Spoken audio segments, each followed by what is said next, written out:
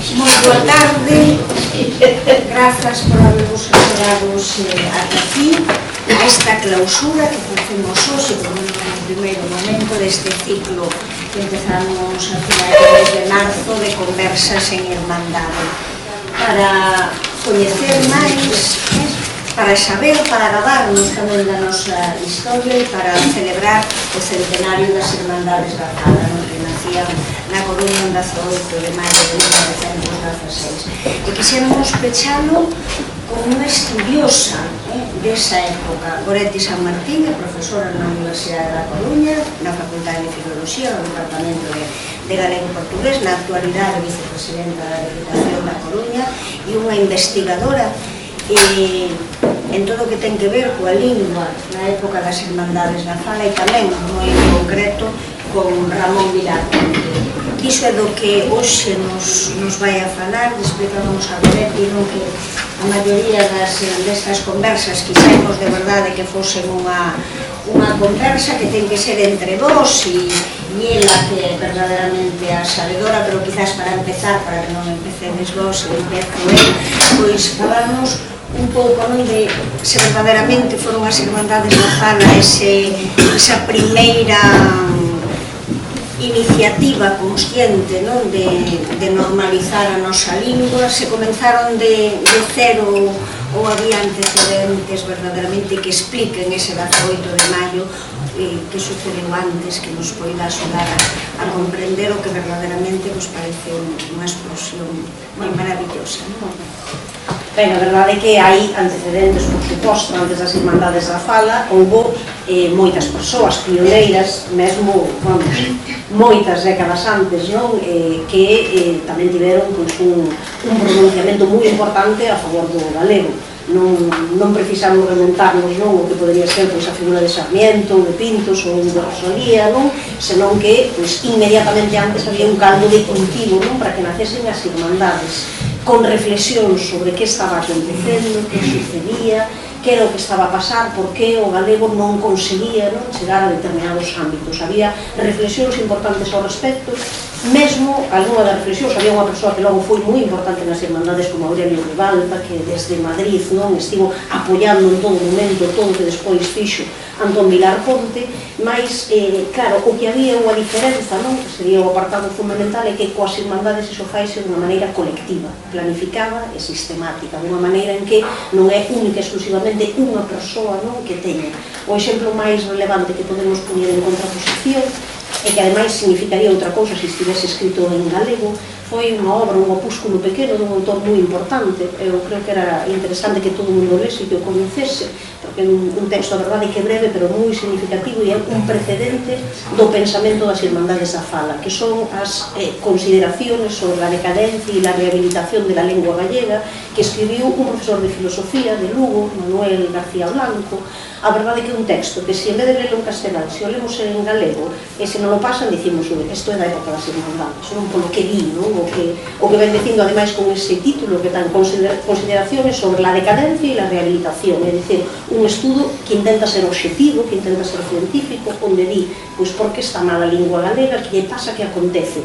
E ele analiza moitas cousas que logo analizaron as Irmandades, entre elas unha fundamental que é a teoría sobre a defensa do galego, que fixeron os precursores, que se fixo no Renacemento, que fixeron os anteriores, non se levaba a práctica, porque só se levaba a práctica en determinados ámbitos, por exemplo, no literario, pero non se levaba a cabo na oratoria, non se levaba a cabo no mundo político, non se levaba a cabo mesmo na conversa cotiá entre persoas de certa cultura, de certo prestixio.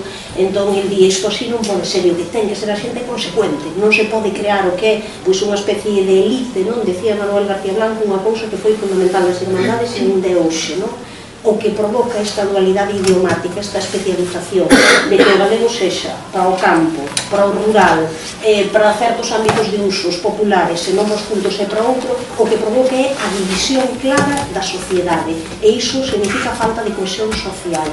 Para termos identidade colectiva e identidade como todo, precisamos que a lingua sexa falada por todas as clases sociais en todos os lugares, independente justamente do lugar onde estés.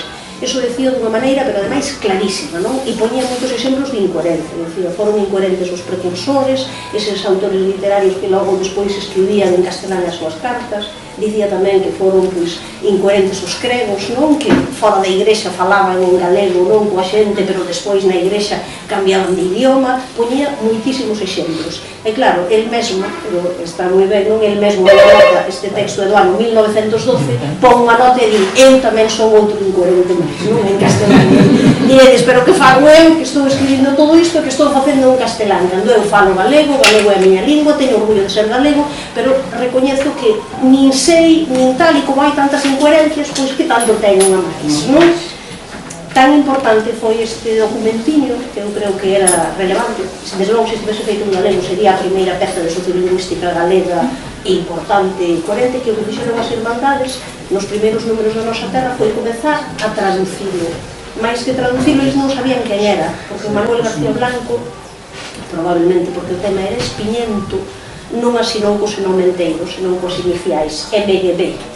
Por tanto, era difícil identificalo, eles non sabían quen era, e de feito Manuel García Blanco non era unha persoa proclive ás Irmandades, nem se acabou integrando nelas, mas cando eles viron o opúsculo, fixeron unha nota, nun dos primeiros números da nosa terra, poñendo: chegou ás nosas mans un opúsculo, un folleto que fala disto, estamos moi de acordo co autor en moitas cousas, noutras non, pero en xeral sí, así que o que imos ir facendo é traducindo este texto pouco a pouco para que o coñezades.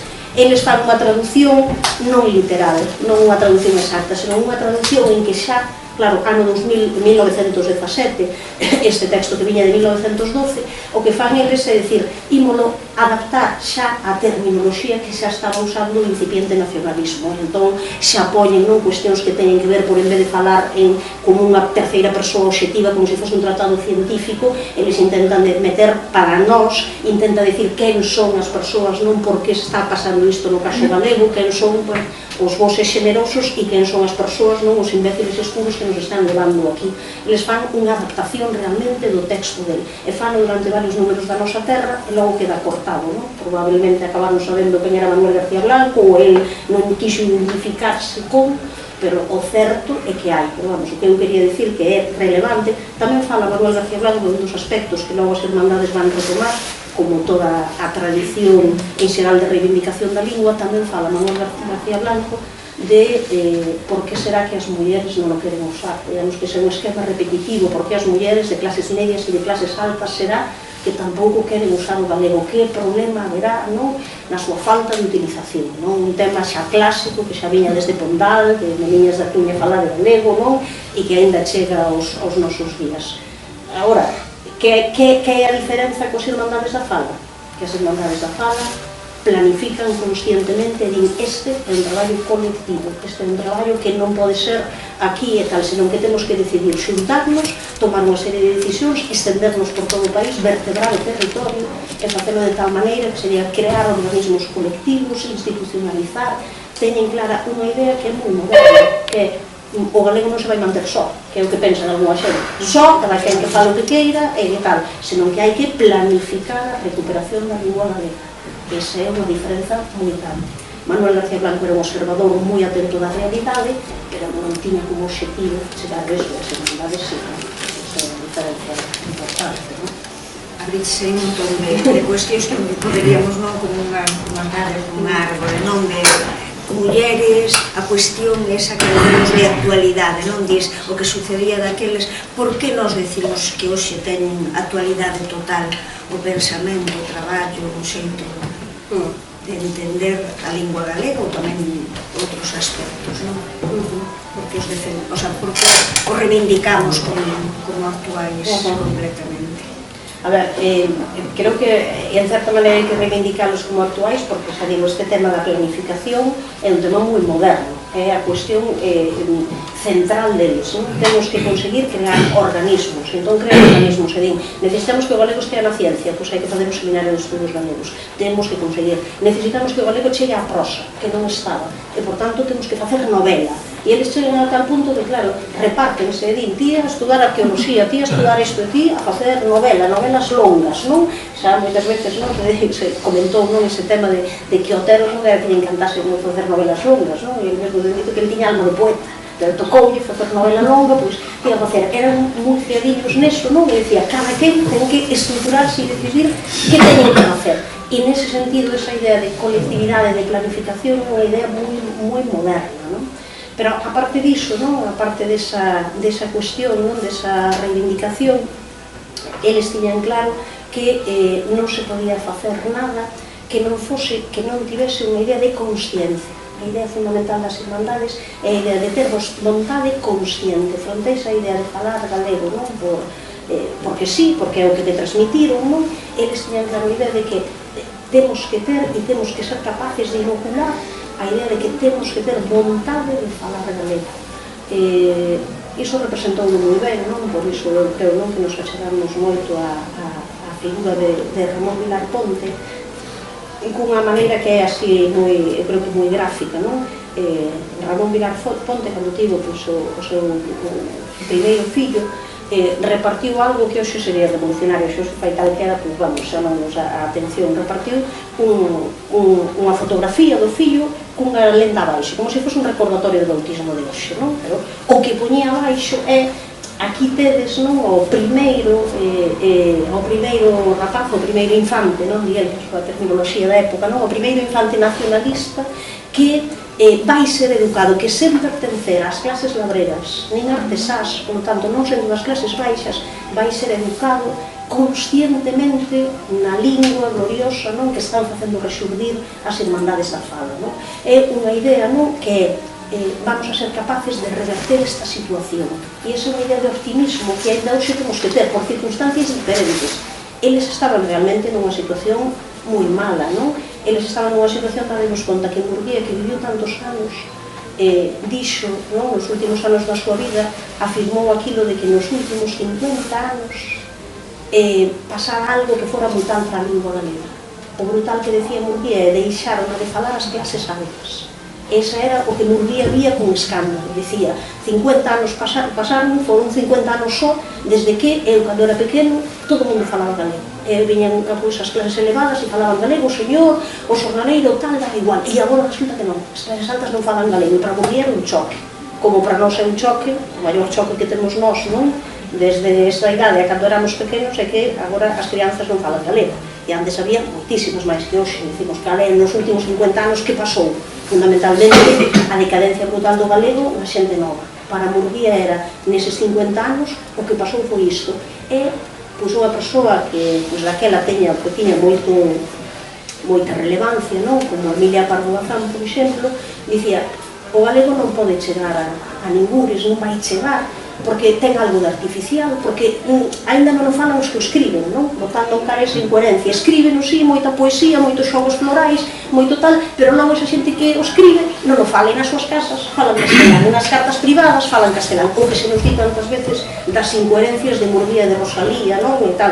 Claro, a incoherencia de Murguía considerábase, pois, un precursor, un pioneiro, e moitas veces dicía, eu fago desta maneira porque teño que chegar ás clases altas e tamén as quero mover. Entón teño que facelo, non, nesta lingua, non?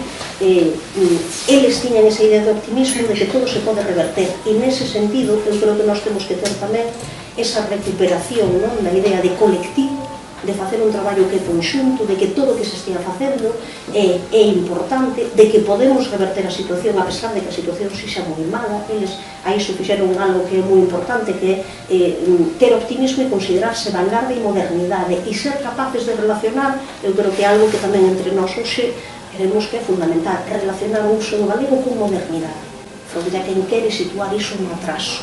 E ese foi un elemento que para eles foi vital, foron capaces de poñelo. Fixadevos, bueno, que unha das cousas, non, que máis nos chama a atención é que das irmandades da fala realmente pouco se fala, por moito, agora este ano e tal, pero as irmandades da fala non existen. Non existen ningún sistema educativo, a non ser moi especializado. O que existe é o grupo Nós. O que existe son Otero Pedrallo, claro, que tamén é relacionado, Castelao, Risco, pero en canto que escritores, en canto que literatos. Realmente, iso que existe, que é a gran literatura, esquece que está baseado no traballo do día a día das irmandades da fala.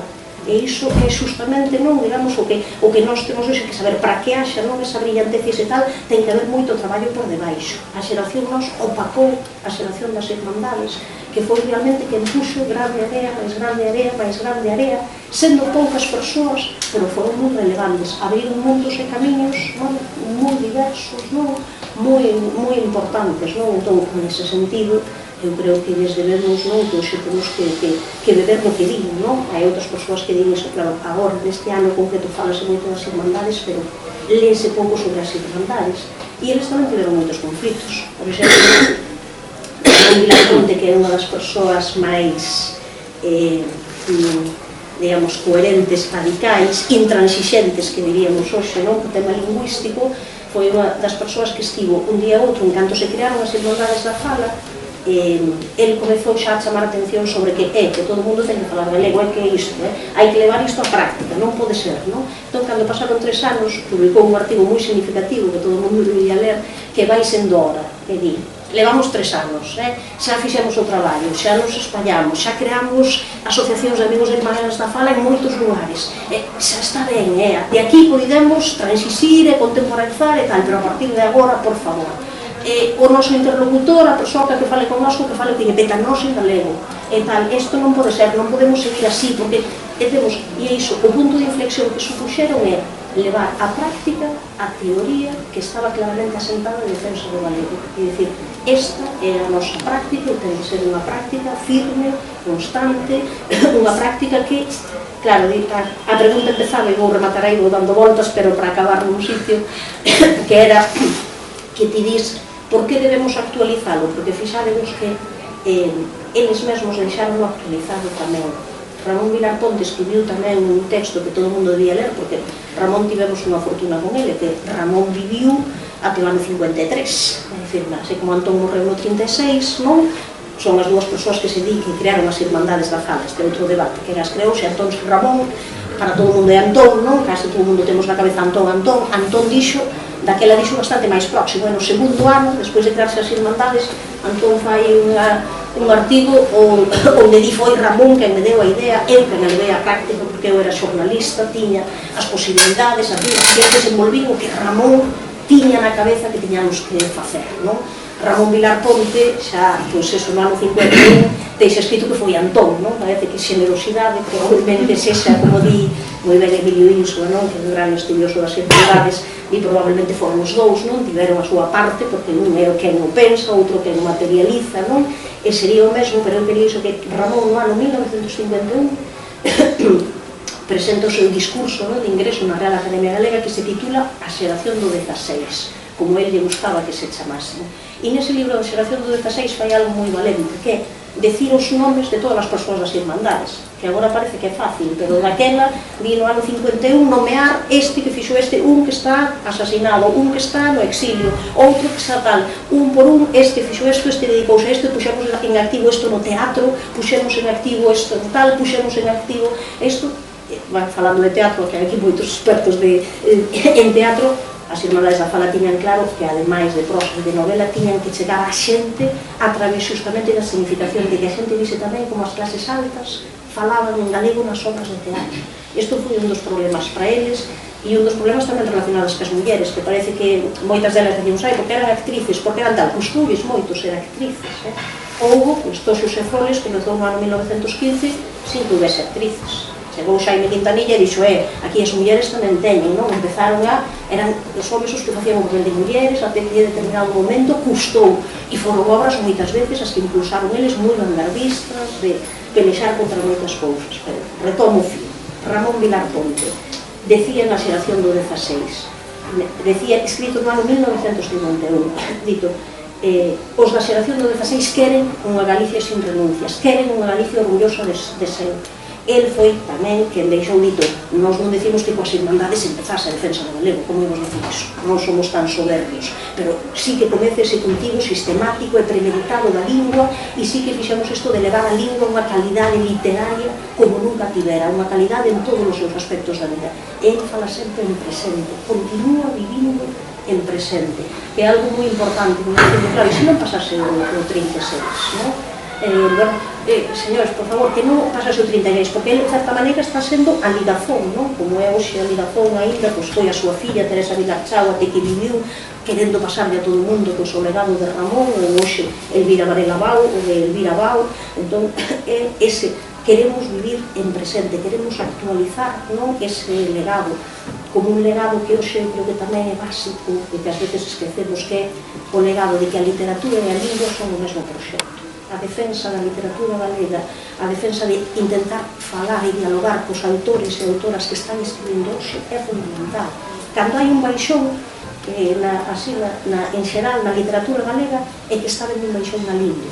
Eu xa non quero esta unha discusión que o mellor que nos leva a outros camiños, pero eu creo que está claro que eles, por exemplo, alegrábanse enormemente todos e saudaban cada vez que había unha novela publicada en galego. E sale Campos Camiños da vida, os Señores da Terra, primeiro publicados de Otero Pedrallo. Isto é magnífico, aquí é onde se plasma o noso ideario.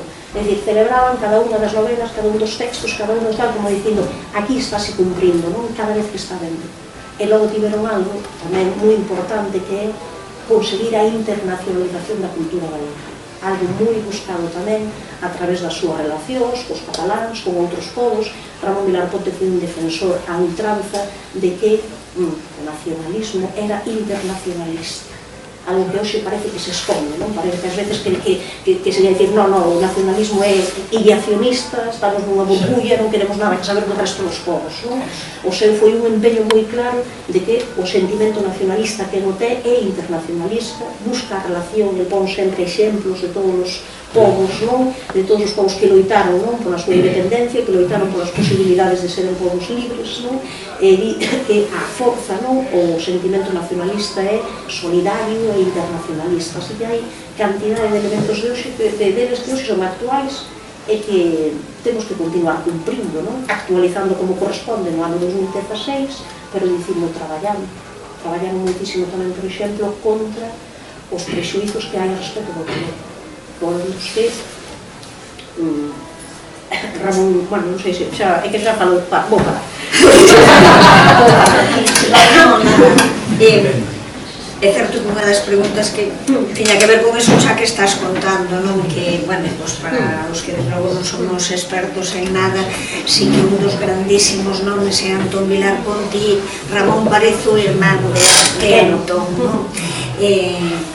Non sei onde está Monterroso. Que decía un día, non, a escrita de Ramón só en galego e sempre en galego, non? E entón un pouco, como además, bueno, sabemos que ti é unha das figuras que tes máis estudadas, creo que tamén, inda que sexa polo momento, porque todo o mundo fala das hermandades, pois aqueles que máis sabedes tamén é importante, bueno, se cadra, pois a historia non foi xusta con algunha personalidade, como podía ser o caso de Ramón, máis alá de quen fora o que empuxara para que o 8 de maio, que se cadra, pois eso pode parecer máis anecdótico, pero o traballo de Ramón, tal como explicabas, non sei se parece fundamental, non hai... A ver, a historia primeiro, coas primeiras persoas que non foi xusto, foi coas mulleres. Que hoxe en día ainda hai xente que diga que as mulleres tiveron un papel secundario e son as señoras de, e que ás veces queira poñer ao lado de tal muller de Ángel Casado, María Miramontes, como se ela non tivese non de por sí unha importancia tal, muller de tal. Claro, o que comentaba antes das mestras, que a pedagogía innovadora que usaban moitas das mestras mulleres ligadas ás irmandades era absolutamente unha reforma, unha transformación brutal na época. Entón, hai moitísimas desas mulleres que tiñan un pensamento moi moderno, moi avanzado, moi innovador, e non se pode explicar para nada, non, dicindo que eran as señoras de. Entón, esa é a primeira injustiza. Hoxe, non creo que a inmensa maioría do país poda dicir 3 nomes de mulleres ligadas ás irmandades, nin saber moito sobre elas, así que esa é a primeira injustiza. Pero eu creo que, sin ninguna dúbida, a segunda é a que se comete con Ramón Vilar Ponte, que a segunda, despois das mulleres, a segunda é con Ramón, porque Ramón fixo cousas tan importantes como, decir, querer contribuir á cultura galega en todos os ámbitos que se necesitaba para ser unha cultura moderna e para ser unha cultura ademais con forza. Por exemplo, escribindo teoría nacionalista. A súa doutrina nacionalista é absolutamente fundamental. Entón, e sempre está aí, parece que opacada adiante, claro, por un lado de Castelao, por outro lado de Risco. E o Ramón Vilar Ponte sempre parece aí a terceira pata máis abaixo, non? A doutrina nacionalista. a súa historia sintética de Galiza, tamén é importante dicindo, vamos a darle unha historia. E logo tivo, e probablemente este foi, digamos, o problema para non pasar, tivo a idea de facer, e cando menos escribiu partes grandes, unha historia da lingua galega. Tiña unha idea, ele tiña moitísimas preocupacións sobre a lingua, falou moito dese tema, tamén é certo que Antón, pero Ramón Vilar Ponte deixou escrito o primeiro capítulo do que se chamou, pois, o feito lingüístico galego, non? Que nos seus momentos, primeiro, pois, que se editou o primeiro capítulo, pero onde ele deixa un guión de todos os capítulos, sendo tamén moi moderno, falando, por exemplo, de cuestións como sociolingüísticas, de prexuizos, de diverxencias comarcais, de como podemos unificar o idioma, e logo facendo un percorrido por toda a historia da Idade Media, século XIX, século XX, e chamamento ao futuro. Así que foi unha persoa que quiso contribuir en todas, absolutamente todas as ramas posibles para estruturar, para vertebrar unha cultura galega moderna. E tivo a mala sorte de ser unha persoa que, claro, resulta que queda no país e vive no país moitos anos e podía ser un referente no interior, no galeguismo no interior, e foi un referente absolutamente opacado, até tal punto que, como ben saben algunhas das persoas aquí presentes, o seu discurso da Academia do Alto no 1951 a Real Academia Galega non o publica, nin nos anos 50, nin nos 60, nin nos 70, até o ano, que non me lembra mala memoria, 1977, en que a familia que decide publicalo, porque xa din a Academia que fai, por que garda isto? Está claro, non? Que a Academia non se quere mollar neses tempos, non? Facendo un texto que é, pois, moi valente, un texto onde, pois, como digo, nomea persoas exiliadas, represaliadas, todo poras en valor, e ademais falao nese presente, dicindo, nós estamos aínda aquí, cuidado que está viva esta semente, non? Que é o que ele quere dicir, non? Todo isto está vivo e ademais foron cousas importantes que se fixeron. Entón, claro, é injusto por completo, non? Ese texto que se editase tantos anos máis tarde e que unha institución que debería velar o primeiro, non? Por as persoas ligadas e defensoras da lingua, se esa primeira que, a ver se se perde unha maleta, non? Que é a nosa historia tráxica, non? Das maletas por aí, e logo aparecen, pois non sei cantos anos máis tarde, e hai que andar reconstruindo historias, a ver se se nos perde e se ninguén reclama que se edite este texto, que é un texto que absolutamente que debería ler todo o mundo, e ademais o texto que, claro, podería servir para que a xente hoxe coñecese moito máis da xeración do 16, porque o que digo, desde o punto de vista, eu creo que isto tamén é un erro de enfoque en xeral, e hai tamén persoal experto, tamén o podíamos discutir, pero eu creo que no ensino da lingua e da literatura galegas, as irmandades da fala ocuparon sempre un espazo moi secundario para promocionar a xeración nosa, pero que de unha maneira injusta, igual que o ensaio ocupa un espazo moi secundario para promocionar, pois, a novela, o relato curto, ou tal, fronte tamén ao teatro, que tamén debería ocupar outro espazo moito máis importante. Hai xéneros máis mimados e xéneros menos mimados, non?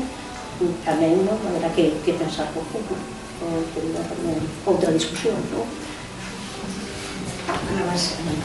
Eso das mulleres, e, bueno, hai unha muller ese día 18 no local da Academia que hasta nin ese feito se acostuma a decir, que Micaela Chao está en ese grupiño pequeno, que hicimos unha sola, pero nun grupo pequeno, non?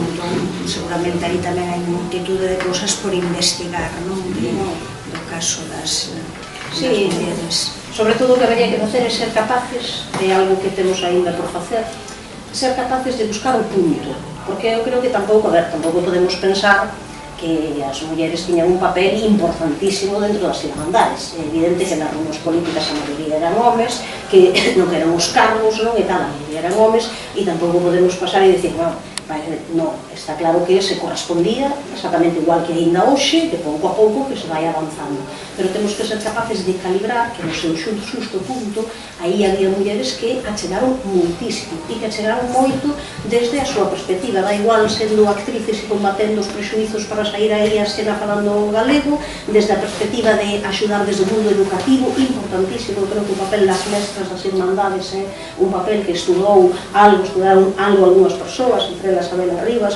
pero que queda aínda moito por facer nesa liña, que eran figuras absolutamente innovadoras, que quedaron totalmente truncadas. Entón, temos que saber de non facer moitas veces que facemos anacronismos, non pensar que podemos contar a historia daquele desde a perspectiva de hoxe.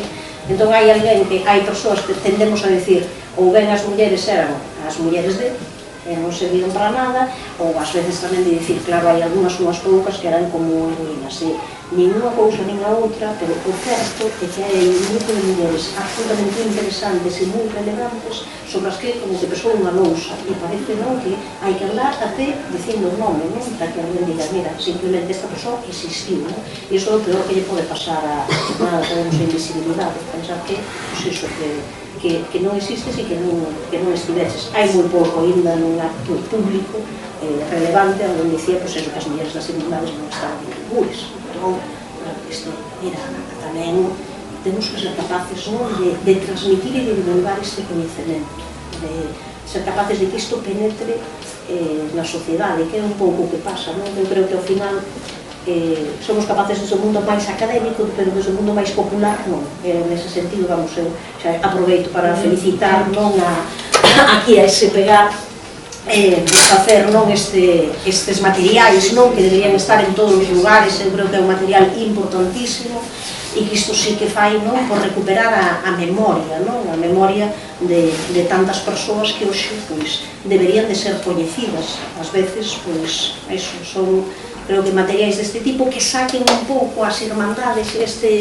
estes temas do ámbito académico, porque parece que están aí recluídos, de todas maneiras, eu creo que tamén é certo que moito do movimento nacionalista galego moderno bebeu das irmandades, o que foi a eclosión do teatro en certo momento aquí e tal, foi justamente porque se sabía que o teatro era importantísimo e tanta xente aquí hai que comezou a falar galego facendo teatro, e isto que non lles pasaba realmente os foros, e todo iso eran moi importantes porque eran verdadeiras escolas de oratoria.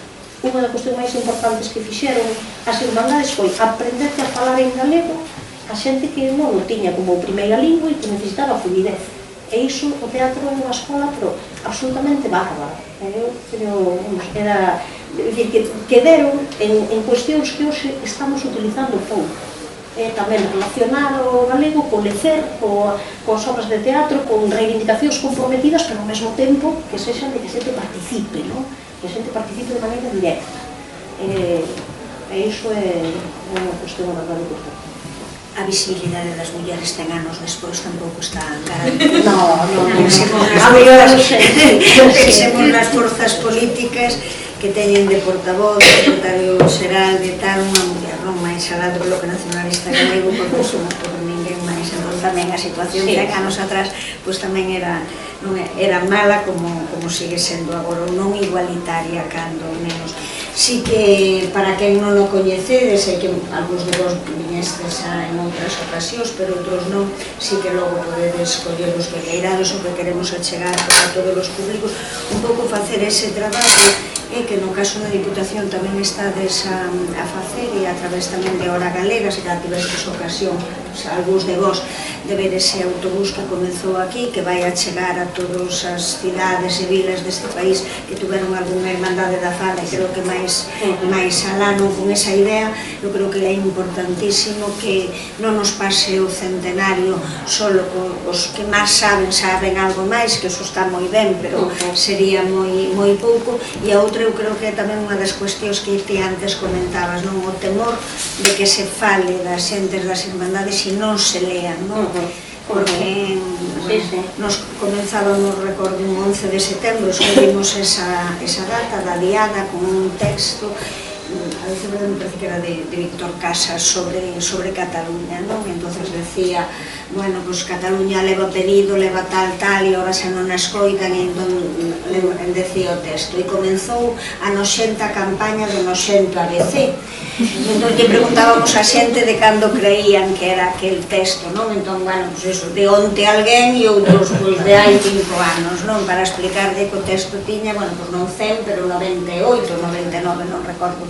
E se falas do ferrocarril da costa, tamén podía ser de hoxe, tamén, todas as polémicas da época tamén. Sí, entón é iso, que a situación, que, bueno, que é a actualidade total, pero tamén casi a veces dá hasta certa angustia, non? O sea, 100 anos despois seguen aí os problemas que tiñamos, non? Falabas ti antes dos prexuizos que había respecto da lingua e que 100 anos despois, por eso teremos que apoyarnos neles para avanzar, non? Porque hoxe seguimos construindo a lingua, non? Sí, está claro que seguimos. A ver, eu creo que de todas as maneiras tamén temos que dicir que houve moitos progresos desde aquela baseándonos nas súas ideas. O que pasa é que ás veces é, máis que nada, creo eu, saber que eles tiñan claro o obxectivo. E por iso a planificación era moi redonda para a época. E iso aquí, en algún momento, tamén o perdemos. Iso non significa que nós non andásemos en moitas cuestións caradiando, que non teñamos logo un desenvolvemento e unha estrutura que non é que teñamos que partir de aí cenarnos, senón que apoiándonos neles temos que dar un salto maior. Por exemplo, claro, todo o diseño que facían eles para as escolas de diseño galego, casi logo imos ler os textos, tamén decimos, carai, pedían pouco, porque, claro, pedían os máximos, que todo se dea en galego, pero os mínimos era que polo menos o galego non fose excluído.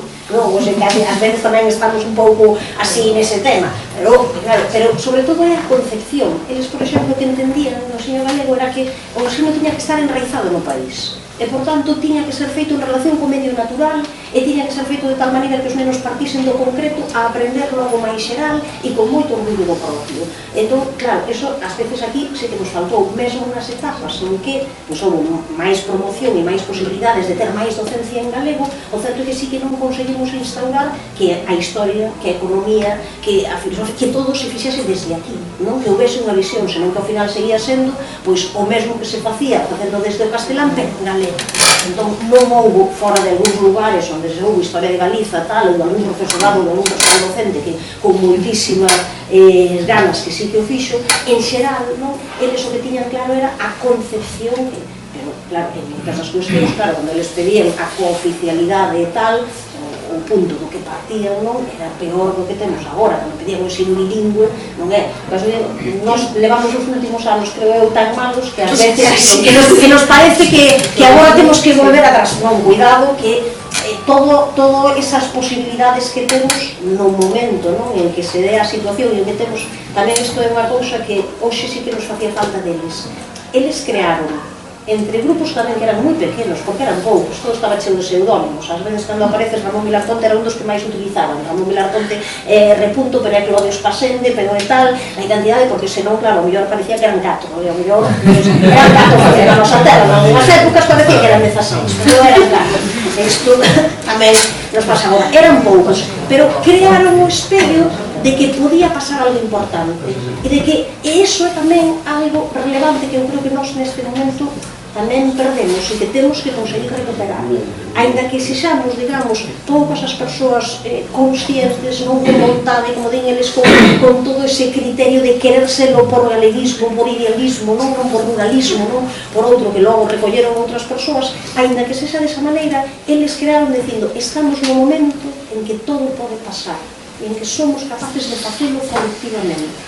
E esa sí que é unha creación que eu creo que nós temos que recuperar deles moito, non? Que quizáis estamos, pois, eso, nun momento en que nos parece que non, non? E iso é posible. E eles tamén fixeron eso que era de planificar, de decir, se temos que facer xornais, un xornal, se temos que facer revistas, un revista, se temos que facer pequenas novelas, se temos que facer... Eles foron capaces de facer iso, pero eu non creo nunca, eu non creo que nós esteamos no 1916, a estas alturas. Nós estamos no 2016, temos moitos problemas pola transmisión xeracional, mas temos moitas posibilidades tamén, temos moitas posibilidades porque o galego, grazas tamén a apoiarse nas súas ideas, chegou a moitos lugares onde antes era absolutamente surrealista e esperpéntico que aparecese e onde iso causaría problemas graves, chegou a moitos ámbitos e sobre todo xa non existe, creo eu, non a idea clara no conxunto do país, non, de que non haxa case nada que se poida facer en galego fora dos 4, non, das matemáticas en galego, non, que volven cada pouco, non, e que son un grupo absolutamente reducidísimo.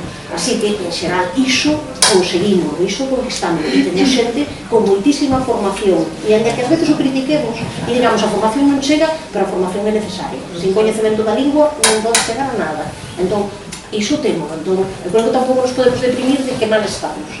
É dicir, podemos reverter esta situación, ou vamos en situacións peores que a reverter. O que hai é que buscar o camiño e buscar vías de optimismo, e buscar vías en que isto implique a moita xente.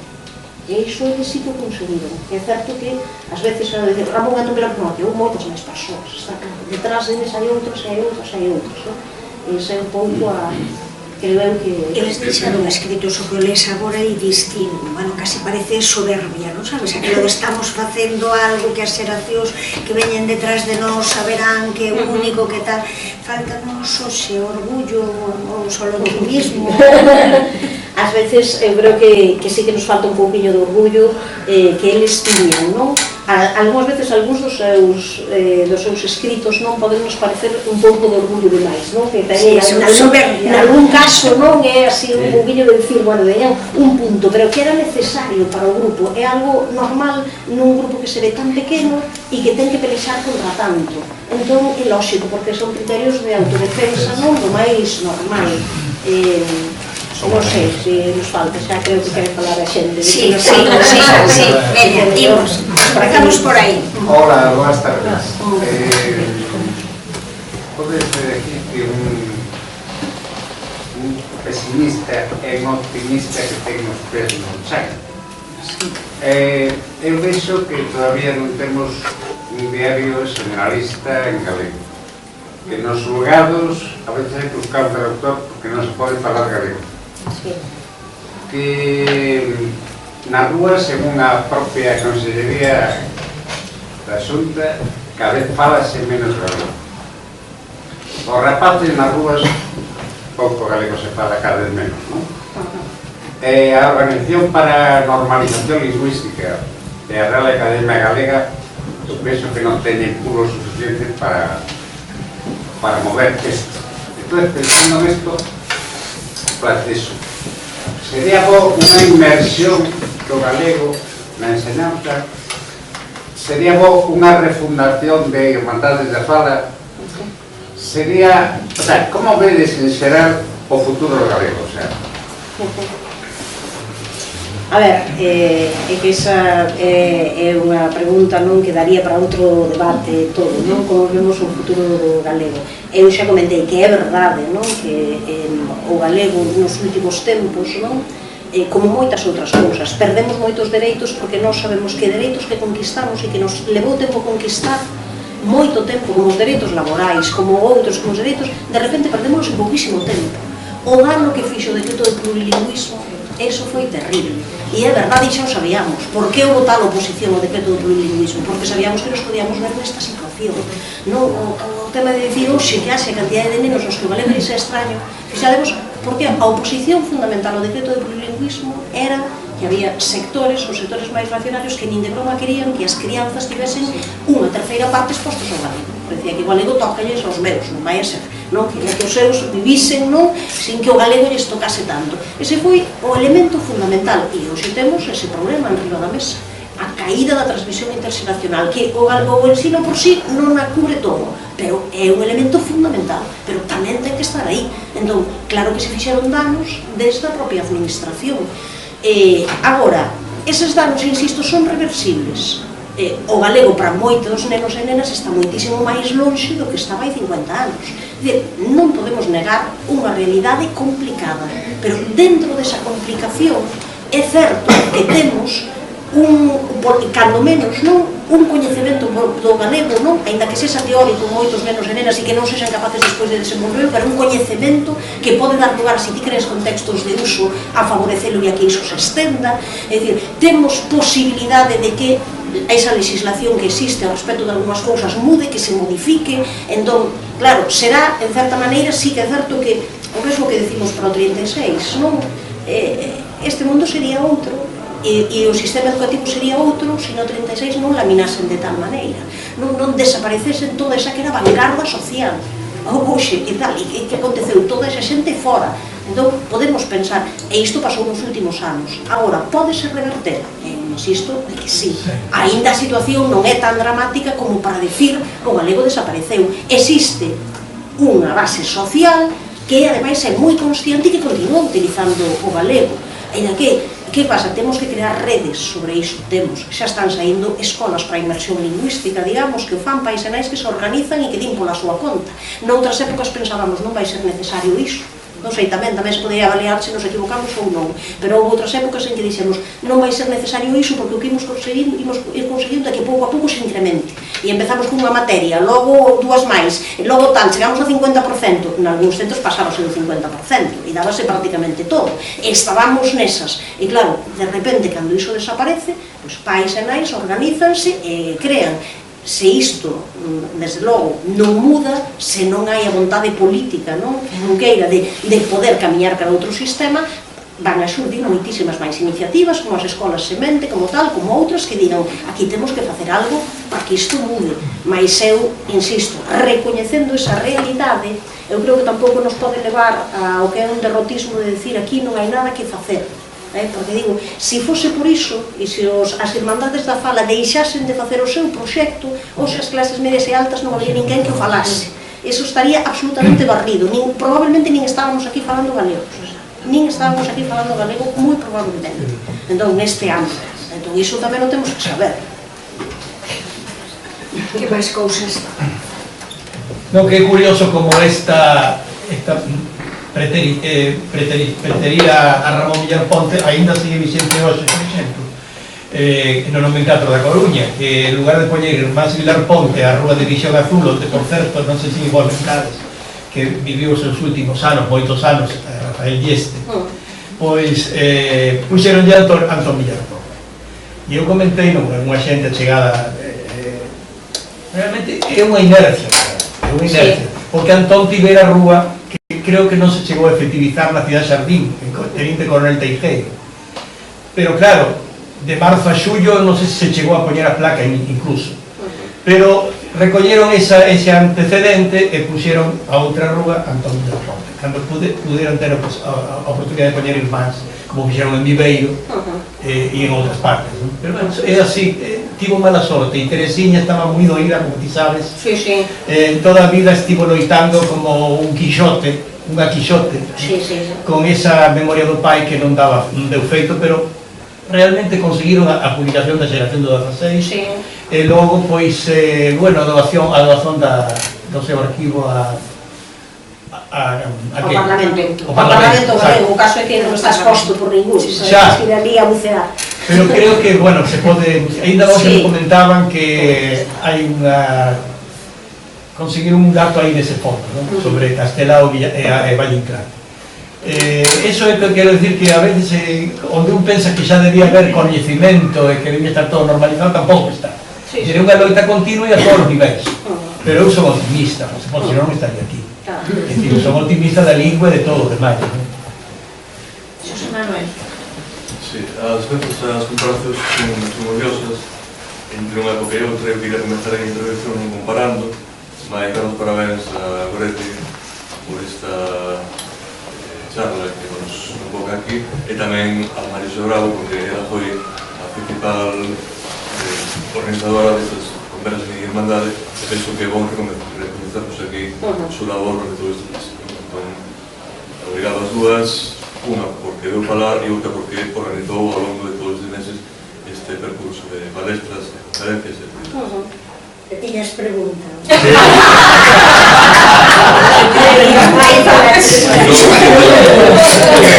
Non é pregunta, é un comentario así en voz alta.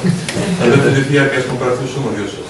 Exactamente, se nos pomos na época do 16, podemos falar de que había máis ou menos 90%, 80-90% de monolingües en galego, o cal ese 20% restante ora sería bilingüe, ora non sería, mas tamén coñecería o galego. Na altura non había, por percurso propio do país, non había gramática, non había diccionarios, non había estudos.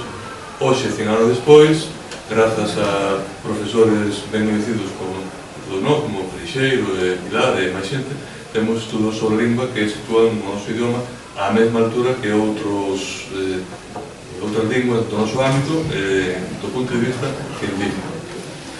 atlas, temos a página web, temos o Instituto de Lengua Galega, temos moitas cousas que estudan a lengua do punto de vista científico ou lingüístico. En contrapartida, cando se fala de séculos escuros, non sei que época máis escura en relación ao uso, ou sea, a dos séculos escuros que acaban no Resurdimento, comezos do século XX, con 90% de persoas a falar en galego, morrimos en galego, en base aos estudos do censo, de traballo, e a comparación actual, que temos, efectivamente, a lingua unha proxección científica e tecnolóxica digna de nota, máis que, polo contrario, temos a outra face da medalla. Entón, quería facer este comentario para tamén motivar a túa resposta. A ver, e de novo, obrigado a ti. A ver, ese é un tema que tamén daría para un debate específico. Eu recoñecendo, claro, como non, a importancia do uso oral e espontáneo do galego, claro, recoñecendo que no século XVIII e no XIX falaba galego moitísima máis xente que hoxe. Recoñecendo iso. Se non fose por movimentos como as Irmandades Actuales, se non fose porque un pequeno grupo intelectual que se pon a escribir en galego e a querer, como dixo Rosalía, non, naqueles prólogos non tan certeiros, non, estes versos escritos a causa delas, das clases populares, dos labregos e das mariñeiros, escritos a causa delas, pero son certo modo para elas, porque sabía que elas non os podían ler nun momento. E tal, ainda que logo se fixeron máis populares e máis rápido do que ela pensaba. Pero escrito a causa deles, pero son certo modo para eles, porque eles non nos van poder. Se non se iniciase iso que comezou Rosalía e que logo levaron as Irmandades á fala, desde logo, hoxe, o desastre que vería sobre o galego sería... Así que nós non podemos, creo eu, renunciar a pensar que o galego só pode estar non nesas clases populares e sen máis. E foron eles os que lle deron iso. E o combate que facía do Lamino Pardo Bazán, que podíades ver, pero un por un dicindo o galego non vai chegar a ser lingua literaria, non vai chegar a ser lingua de cultura, non vai ser porque lle faltan unha serie de cousas e porque é artificial, e esa xente non tal. E eles foron capaces de sobreporse a iso, valorando como a valoraban, porque naquela altura era unha persoa de reconhecido prestixio, tanto Antón como Ramón eran persoas non que o facían, pero dixeron, imos dar a volta o que nos di Dona Emilia Pardo Bazán, e agora imos facer que o galego tamén sexa coa miña vontade a lingua desta crianza que acabo de nacer e que son dunha clase que veño que non falaba galego, que vou falar. E iso é un tema que tamén está na actualidade hoxe, porque hoxe, como podemos conseguir novos falantes? A través da xente que decide pasar do castelano ao galego. E iso é algo, vamos, que nos últimos anos, nas últimas décadas, funcionou moito e que ten que seguir funcionando. Temos que ser capaces de todos eses nenos e nenas que non foron educados en galego, que decidan un día, eu vou me instalar en galego. E realmente, ao final, é o mesmo que eles fixeron con moitísima vontade e que eu creo que ten unha importancia enorme. Eles xa foron os primeiros, non, que falaron de que non se pode dicir iso, non, da artificialidade das linguas, non, e que no noso caso, non, é todo, non, unha construción e unha decisión a partir desa lingua popular que existe, pero unha decisión, unha vontade consciente. E, de certa maneira, fan algo que nós hoxe tamén temos que facer, que é animar a xente que fala mal a que fale, tamén, porque primeiro hai que falar mal para logo falar ben. Entón, facer ese tipo de ánimos que eles que tiñan, pero absolutamente claro. E moitas veces a xente colle textos, que é o que hoxe, decía María que fixeste o esquema, non, de poñer textos daquela, e claro, sobre todo, se os documentos daquela, algúns parágrafos, se os escribimos como escribimos hoxe, a xente recoñeceos por como están escritos, cunha lingua diferente de hoxe tamén gráficamente, polos apóstrofos, por cantidade de elementos non, tal, e por unha lingua máis enrevesada. E moitas veces a xente di, é que mal escribían, porque escribían aí con moitos hiperenxelismos, con tantas cousas, con infinitivos conxugados onde non tiña que habelos, onde tal, cantidade de fórmulas que había, pero é que era positivo que o fixese, porque o que estaban era realmente reinventando a lingua para os nosos cultos, e tiña que ser así, non había outro remedio máis que comezar, porque non tiñan de onde partir para facelo. Entón, que mellor, que tal? Bueno, esta é unha teima xa particular non de alguna xente, cando se ensina mal, eu creo que nos institutos e nas escolas, e a xente pode usar o infinitivo flexionado ou non, o infinitivo conxugado ou non, si ou non, entón si ou non, a comodidade, non o poñemos nunca, xa está. É mellor que poñes o mal, pero que polo menos que intentes poñer, e de poñelo mal acabarás poñendo ben. Pero se dis, pon ou non o poñas, pois non o poñas, así non o fallo, claro. É que iso é facilísimo. E iso é o que está facendo que perdamos cantidade de cousas. En ese sentido, eles foron tremendamente arrestados, tremendamente valentes, non? E fixeron ese esforzo de pasarse ao galego con todas as consecuencias e con moitísimos problemas. E de defender pois, que ese galego era un modelo tan válido, porque naquela época tamén nos acusaban como investigadores de inventar palabras, de inventar a lingua, de inventar tal, e todo iso non xa estaba aí, non? Obrigadísimo por todo o que estamos a aprender. Eu tamén quería facer unha petición a María Xosé. Queremos máis conversas. E despois vou ver se consigo fiar unha serie de ideas falando, traendo o voluntarismo de toda esta xente, a vontade de planificación, o entusiasmo que caracteriza Loretti e o que nos quere transmitir, e o feito de este ano coincidiren as celebracións, simplificando un pouco as cousas, non? Do 17 e do 18. E mesmo a idea de por que o grupo nós e as individualidades sobre o colectivo, que é máis fácil asumir para certas funcións. Pois a min sempre me costa moito celebrar o día 17. Moito, porque teño a idea de que me están condicionando persoas que non quero que me condicionen, ou entidades, podo dicir directamente a RAC, como a recepción que eu teño que facer de certos autores. E ademais celébrase o autor como un individuo, facilmente museizable, etc. Entón, este ano, por exemplo, un autor da tribo, non, pero un autor da tribo non se celebra como autor da tribo, senón como unha individualidade. E fronte ao 17 está o 18. Se conseguísemos esa celebración colectiva non tan guiada, gabarnos máis do colectivo, resistirnos a que nos museicen ou que nos individualicen en tres figuras, e xa non cabe unha cuarta, ten que ser esas tres, e un grupo fechado, facilmente, desde traer o cadáver para aquí e metelo nunha igrexa ou o que sexa, non? Senón, pasar ao colectivo, pasar a celebración do 17, simplificando as cousas, ao 18, sería unha maneira de que continuase vivo ese espírito, non? De planificar entre todos. Tamén é un significativo que estas propias institucións son resistentes a celebrar o 18. Foi moi evidente este ano, non? Eu quero celebrar o 17 resistindo no 17. Celebrando o grupo para cultivarmos, planificarmos ou actuarmos sobre a cohesión social. É certo que termos referentes é moi bom, xa temos referentes, podemos construir outra cousa, non? É interesante, o caso que hai que facer no 17 hai que resistir, pero hai que facer máis que resistir, tamén hai que ser propositivos. E no caso deste 17 hai determinadas figuras que tamén son colectivas porque representan, non? No caso da persoa deste ano representa un colectivo e unha vontade. Probablemente non houvese unha persoa que percorrese máis o país e con esa idea de máis de percorrer o país, non? Esa idea de nomear cada un dos sitios. Sei como nos queren facer celebrar, non é o autor é o autor da tribo, así se definía en moitas ocasións. Celebraba a tribo, mas é como nos condicionan a celebrar a recepción, finalmente, do autor ou da autora. Non, eu quería abundar sobre o que dio o compañeiro, que no ano 80, hai 35 anos, a Agrupación Cultural O Facho suxeriu, empezando pola Real Academia Galega, que se crease a festividade do 18 de maio como día da nosa fala e chamarlle as letras galegas as nosas letras, que é outra cousa. Entón, esas dúas celebracións, felizmente, polo calendario xuntas, daban lugar a unha xornada do rexurdimento, que era o que nos intentábamos espallar. Esa era precisamente a filosofía de que nas letras se celebraba ou se fomentaban a literatura, a fala escrita, e que no día da fala se celebraría a fala oral, a fala popular e a fala eterna.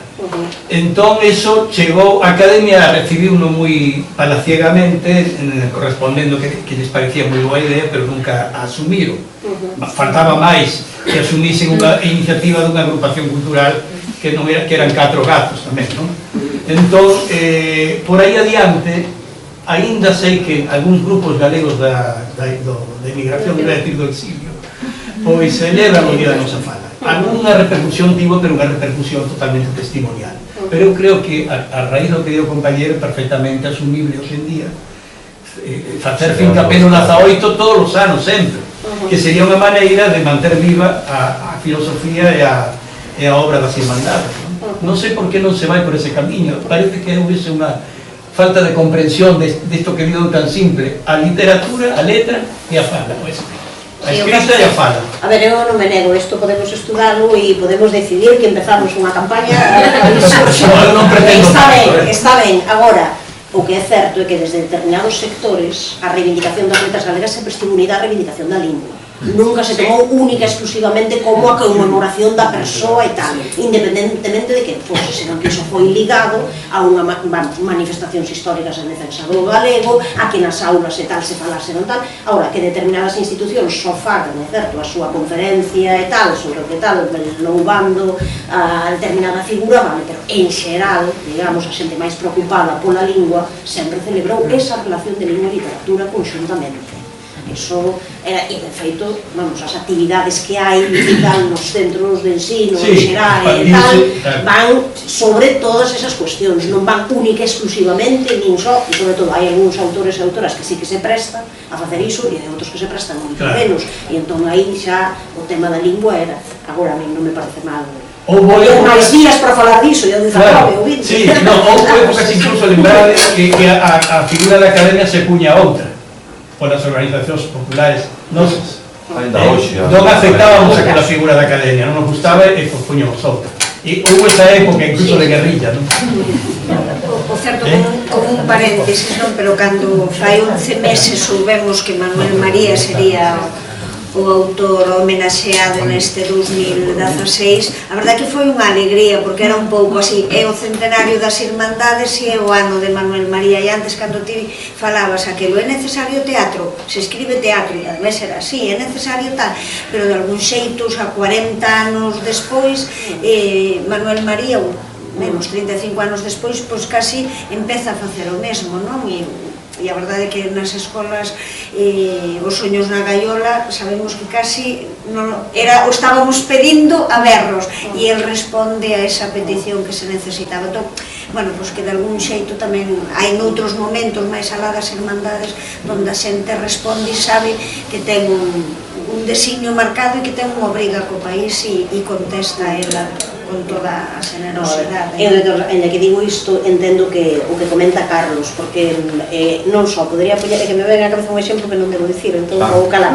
Entón, o certo é que aquelas institucións ou aqueles grupos que non queren que se movan nada, tenden a ir moito a conmemoración individual desta unha figura excepcional e entón explicámoslo na súa excepcionalidade, non a explicamos no seu contexto, porque xorde, porque aparece, porque tal, e iso é máis relevante que todo o que poida ter alrededor. Entón, claro, nese sentido entendo, non, que por onde vas é lógico que nos vayamos a celebracións colectivas, porque ademais neste país hai moitos colectivos que traballan moitísimo e que levan anos e anos facendo cousas a prola lingua que xa ben merecían.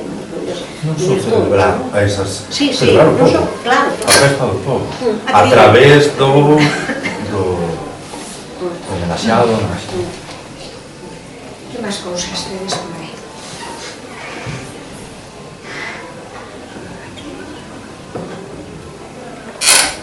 Só como unha pincelada, non? Cando falábamos deles da busca da lingua culta e tal, tamén a lucidez con que se achegan ao portugués e con que se achegan a Portugal, non? Que tamén verdadeiramente podo dicir que para nós é un exemplo, non? Do que... Sí.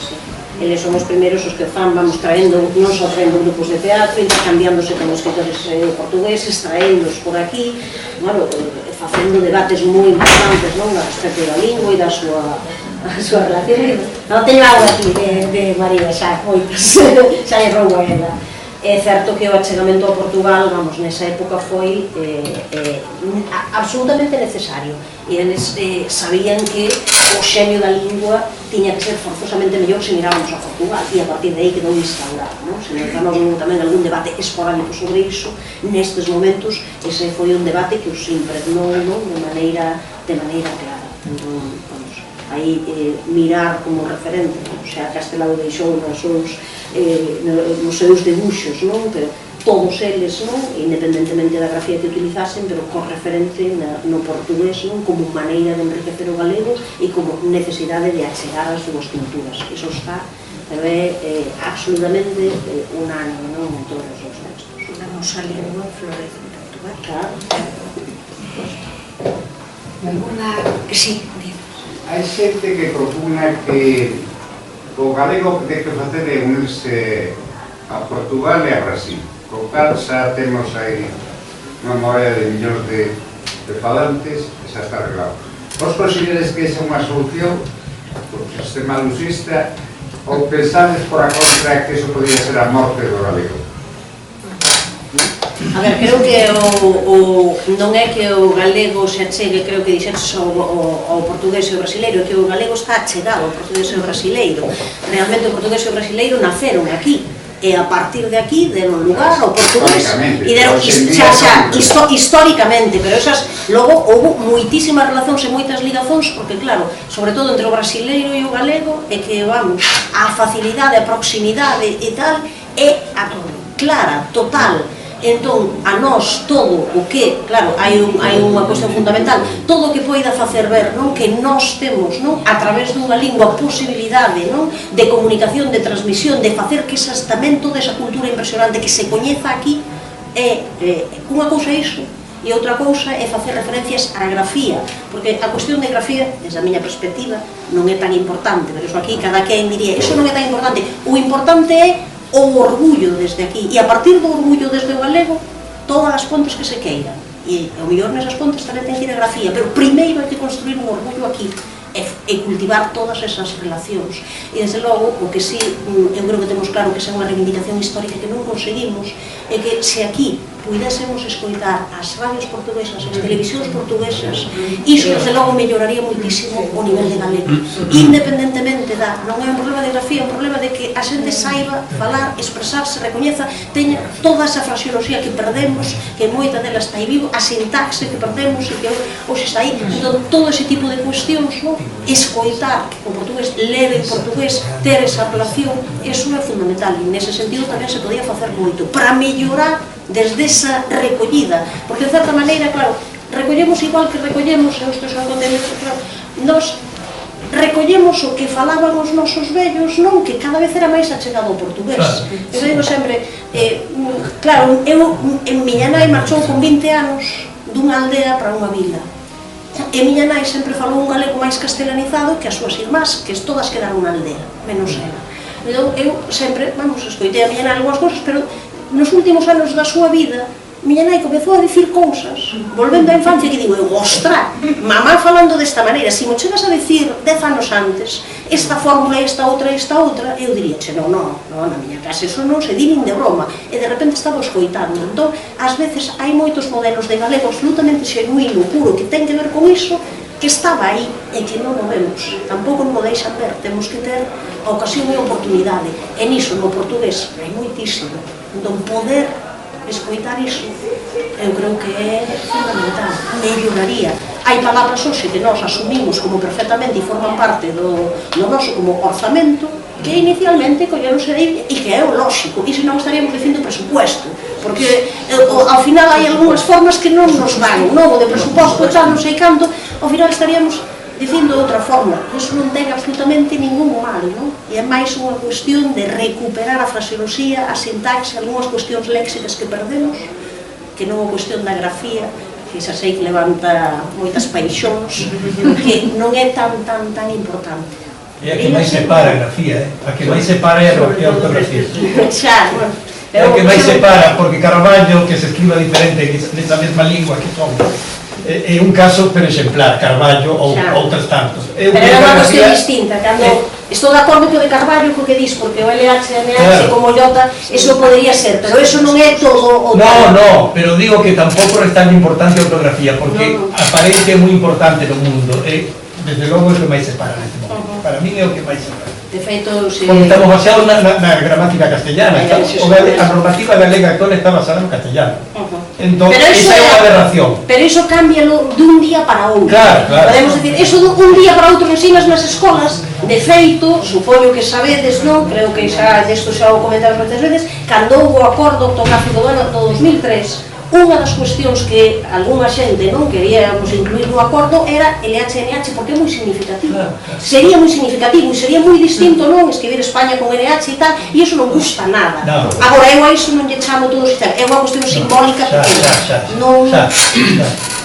Xosé Manuel, que quere intervir aquí. No, quería tamén levarle este debate tamén cara a cuestión da irmandade coa lingua portuguesa, que xa non se va para baixo, para o Brasil, mas tamén con outras estrategias que eles puxeron en práctica, que hoxe en día continúan a se manter en certa medida, e que estamos ainda vivindo esta época como que antes de dicía.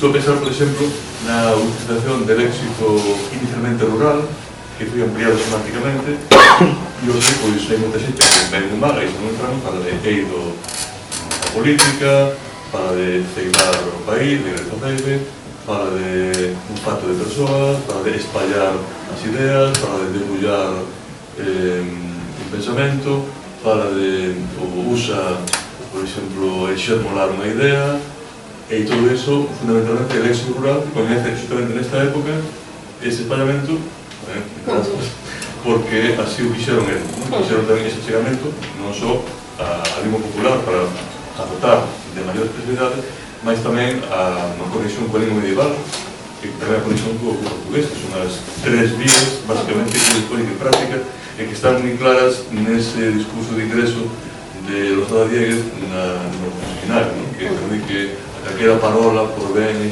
ladrega que sexa, podese dar un outro significado, levala da corredoira física e tal. Entón, eles puxeron en práctica esas tres estrategias e ainda hoxe en día estamos botando mal desas estrategias, a parte da xeración de léxico, porque tamén no galego moita xente dice, non, que o galego esa palabra é inventada. Esa palabra é inventada. Como todos que inventan palabras? A palabra sanatorio en español non existía até uns anos. A palabra marxista melocotón del deber melocotón. Non existía. Non quero con o pérsico. Que hai canta peor existe nunha lingua, máis peras hai que botar. E todas as linguas ten os mecanismos de buscar en o léxico antigo, de buscar palabras, mesmo en variedades próximas, a conexión do bretón co galés, iso que o bretón botase mal do galés para moita expresión vocabular, e non é mal entendido. Aquí parece que non a nós, mas a moita xente te parece que unha palabra que se crea ou que se recupera que un invento. Cada vez, como ti ben dicías, un pouco que se escarba, temos os vellos que son moi luxistas e non sabes. Así dicía, o digo entre as doutor Nai, eu tamén coincín en outros aspectos e a veces familiares meus dicían, así era como se dicía antes. Así era como se dicía antes, e que non só decimos prato, mas a mamá dicía prato. E máis cousas como estas, aquí tamén sintaxe, entón, tamén por en valor esa vontade que tiveron a xente das irmandades de poren en andamento estrategias para anovar o léxico e a... É certo, ese artigo de Lousada é fundamental e eles foron os que primeiro colleron e dixeron non temos palabras cultas para determinados ámbitos, temos que botar man, e botaron man da lingua popular e do portugués, lóxicamente. Pero claro, tamén moitas desas da lingua popular reconvertidas para ser utilizadas na lingua culta e hoxe son normais. O que falabas da túa nai, que teño unha anécdota moi breve, que é da mesma clase. Unha compañera miña un día eu dixenlle, chamábase Mercedes e eu dixe Mercés, e a muller se me emocionou. Que pasa? Porque era o que me chamaba a miña avoa da zona da Serra da Capelada. O sea que volvemos ao mesmo. O mercés que o portugués, que creemos que portugués resulta que é galego. É exactamente o mesmo caso. E incluso para coñecer ese léxico que te utilizas, eu recordo de pequena que cruzábamos para ir para a misa unha agra e lle chamábamos locais. E eu descobrí o que significaba locais cando fui traballar a Portugal. Paso ao lado do río Xallas, esa agra anégase co río Xallas, aí había un porto pequeno, pero eu eso locais. E o agra que pasaba todos os días, e hoxe chama locais, e aí foi cando comprendí que locais. E, por exemplo, a miña nai sempre decía luns, martes e corta-feira. Sempre. Sempre, con 2 días de semana. Exactamente. Alguna cousa máis? Pois Goretti, alguna cousa máis? Eu parabenizarvos non polo traballo que facedes, por estas charlas, por ese traballo magnífico, animarvos, que dixo Carlos, a que sigades facendo, animarvos, vamos, a medida que estades na rúa, non, repartindo iso, que eu creo que é fundamental, non, que a xente coñece tamén. Aquí estivo Carlos para os que non estiveste do teatro e que contaba, non, de esa anécdota que eu lle ira contar antes, non, de que cando Amanda Santiña abre o pano e 20 ou 10 segundos despois o que se oi ali abaixo, pois porque no Pazo falaban galego, non? Entón, claro, eso é impagable ese traballo. Pois aqueles que non coñecedes o folletiño, por favor, levade-o, incluso os que queirades e tedes onde deixalo, aí en 7 momentos curtos quixemos contar a historia moi curta das irmandades, escollimos a 4 homes e a 3 mulheres, a Antón Belarconte, a Ángel Casal, a Lois Peñanovo, neste caso porque ten ese aspecto de ser o primeiro concelleiro que leva a lingua galega ao Salón de Plenos, Amparo Lopellán, Víctor Casas, María Miramontes e Elvira Barón Maceiras. E nada, moitísimas grazas por vir, moitísimas grazas a todos.